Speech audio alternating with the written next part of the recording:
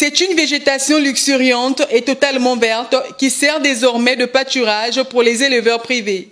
Le site de Sotrader, société de transformation agricole et de développement rural situé dans le département du Komomanda, n'est que l'ombre de lui-même. Un scandale agricole, pourrait-on dire. Nous sommes ici sur un site qui a été ouvert en 2010, sur un projet qu'on appelait Mori Invest, qui ensuite a été basculé à la société Sotrader avec le projet Grain. Peu importe qui est propriétaire, le fait est que tout le matériel que vous voyez là, c'est un scandale de le voir dans cet état. On parle de production, d'augmentation de la production. C'est ça le matériel nécessaire pour augmenter la production vivrière. Vous avez vu la partie qui concerne les silos qu'on a vu derrière pour préparer la provende qui permet de nourrir les animaux, de nourrir les poulets, les canards, les poissons. Vous avez vu les ateliers qui sont là, qui sont parfois même avec du matériel qui n'a pas encore été déballé, avec les chambres froides encore emballées.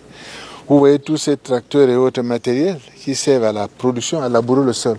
Vous avez vu les charrues, toutes sortes de charrues qu'on a derrière là-bas.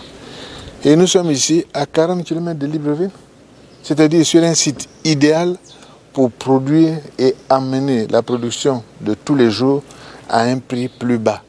L'herbe a envahi ces engins, dont certains sont conçus pour être protégés sous des hangars, mais hélas, exposés à des intempéries. J'ai l'intention de m'asseoir avec et le ministre de l'Agriculture et les départements ministériels qui sont concernés par ce projet, économie et autres, pour savoir qui est propriétaire de quoi, vu les évolutions des cadres juridiques qu'il y a eu là-dedans.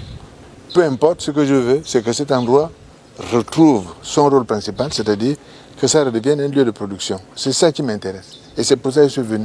Non pas pour entendre des rapports qui me fait sur un papier, mais pour le voir de mes propres yeux. Et ce que je vois est choquant. Cet ambitieux programme, évalué en milliards de francs CFA et en milliers d'emplois, est mort dans les malversations de toute nature. Des gros engins sont morts avec le projet démonté, rouillé, dans la forêt du Komomanda.